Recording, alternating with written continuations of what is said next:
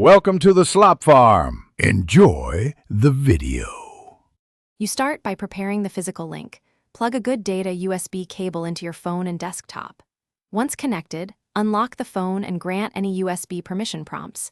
This lets the desktop see the device. Make sure mobile data is on and the carrier allows tethering. If your phone asks to select a USB mode, choose File Transfer or Tethering mode. These first steps open the pipe. Do them now so the system can proceed to network sharing. Next, enable USB tethering on the phone. On Android, go to Hotspot and Tethering and toggle USB tethering. On iPhone, trust the computer and enable Personal Hotspot.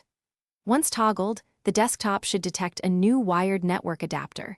Windows may show it as Ethernet, Mac OS as a network service.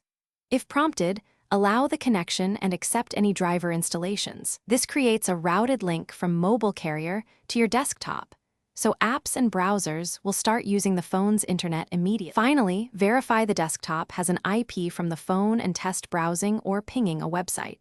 If you don't get internet, make sure the phone's mobile data is still active and any phone VPN is off, since VPN can block tethering routes. Also check carrier tethering limits or APN settings.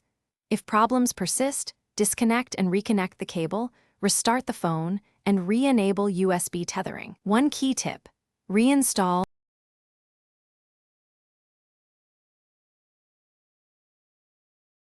Thanks for watching.